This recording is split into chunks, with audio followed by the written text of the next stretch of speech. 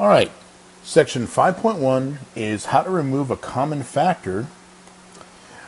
So it says factoring a polynomial with common factors. It says determine the greatest common numerical factor by asking what is the largest integer that will divide into the coefficients of all the terms. Okay, in plain English what that means is what number will divide the biggest number that will divide into both of those.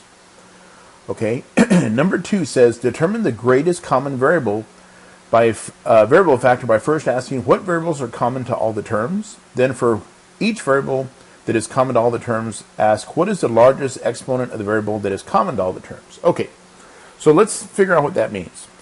So number 1, the biggest number that goes into both of them would be the number 8. Okay, then the other one is what letter do they both have in common? They both have the letter A, right? What we're going to do, guys, remember, even though I don't see it, the exponent there is really a 1. I'm going to always choose the one that has the smallest exponent. So the smallest exponent is a to the 1, or just a. That's what we can factor out of here. What we're doing now is we're going to ask ourselves, if I have an 8a here, what would I have to put on the inside so that when we distribute that back, this would be my answer? Well, if you notice, 8 divided by 8 is going to leave me with the number 1. Okay, I have 2 a's because it's an a squared. If I take out one of them, I'm still left with an a, excuse me. Plus, let's see, 8 divided by this 8 is the number 1. We have one a, but we took it out, so we shouldn't have any more a's. So guys, the way I can write this is 8a times a plus 1. Okay. And again, if it helps, we can always come back over here and say, let's go ahead and distribute that.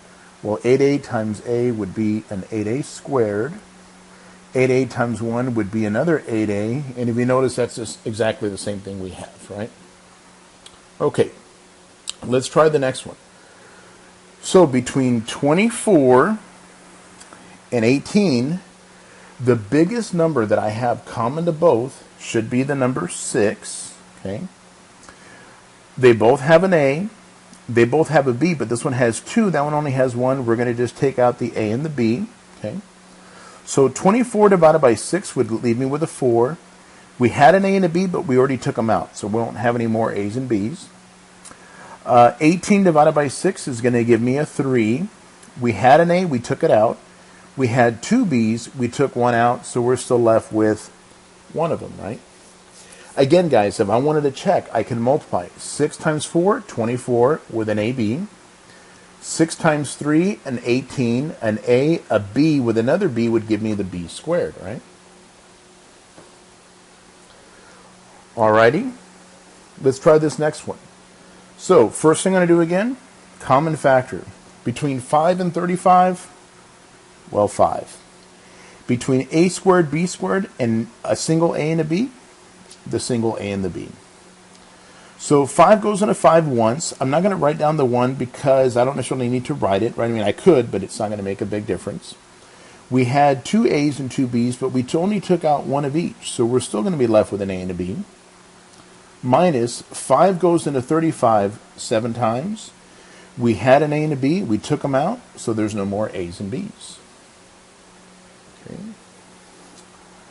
Let's try a different color. Let's go blue. Okay. And let's take a look at this problem here. So between 8, 10, and 14, it looks like the biggest number we can take out is the number 2. And if you notice, they all have an x, but that's just one of them. So we're just going to take out 1. We always go with the smallest exponent. Okay. So let's take a look here. 8 divided by 2 would give me 4. We used to have 3 x's. We took away 1, so I'm still left with 2. Minus, because there's a minus there. 10 divided by 2 is 5. We used to have 2 x's. We took away 1. We're still left with an x.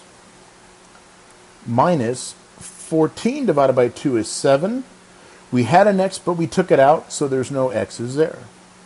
Okay. And let's do the same thing for the next one. Okay. So 14, 35, xy, and a negative 63. Let me pull up my multiplication table, guys, because I want to show you that when the numbers get big, there's an easy way to figure this out. So let me pause it real quick. Okay, so here's my multiplication table. If I come back to the problem that I have, we have 14, 35, and 63. So let's look. 14, 35, and 63. I can see them all right here in my 7s. Here's 14, here's 35, here's 63, right? So that means we can divide them all by the number 7.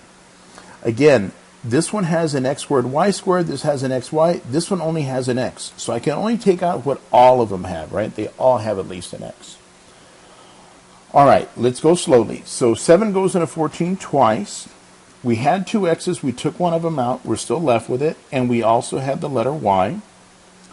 Minus, because there's a minus. 7 goes into 35 5 times. We had an x, but we took it out, but we still had that y. Minus 7 goes into 63 9 times. We had an x and we took it out, so we don't have any more x's there, right? Okay, let's try the next page. Okay, we got a couple more here, and let's see if we can figure these out. So 48, 24, and 40. So let me grab my chart again. 48, 24, and 40. Okay, let me see if I can zoom in a little bit too. There we go. 48, 24, and what was it? 40. Okay, 48, 24, and 40.